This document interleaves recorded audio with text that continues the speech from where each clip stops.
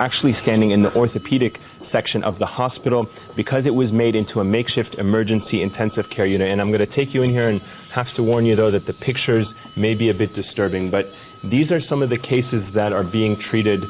This woman right here, 55-year-old Fatma, a charity worker. She was working in a building that was adjacent to one of the buildings that was struck. But I have to again emphasize that the place we are standing is not an emergency care facility, nor is it an intensive care or special care unit. This is a makeshift room.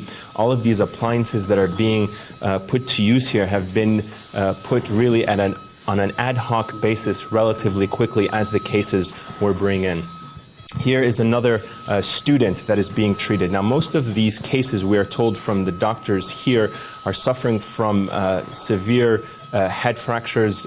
They are in a state of coma right now. Their status still a bit unclear. So very disturbing images. Hamas was saying these are the types of people that have been caught in the crossfire in Israel's military onslaught. The Israeli military saying it was targeting security installations. Clearly from these pictures, there were civilians that were caught in that fire. We saw a 10-year-old girl, a 10-month-old girl that was being treated here just a short while ago. Her mother was also wounded. Her sister also killed in an attack as a result of the Israeli airstrike. Now, I'm joined by Dr. Hassan Khalaf, the Director General of the Shifa Hospital.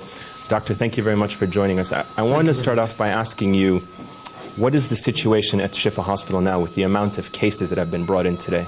Well, today is the desperate day. Really, it is the desperate situation. You know, more than 210 cases arrived within 15 minutes of the bombardment, and it was very, very big chaos. You know, we were, moving between and among injured people, among dead people.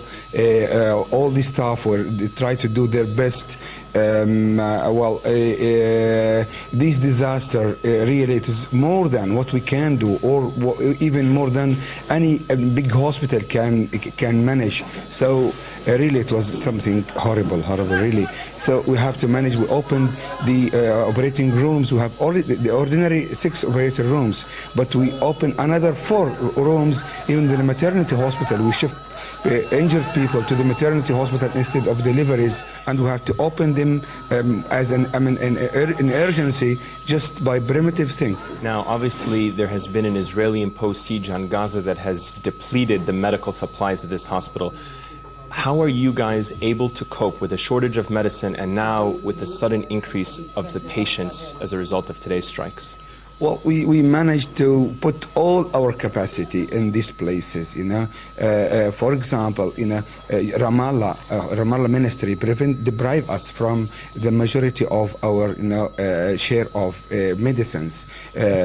What we received up till now for year 2008, only 22% of what have been arranged by the international communities like WHO and the World Bank were deprived of all these things, and the equipment, the spare parts, technical support, even the scientific support we are deprived of, and we have to face our fate.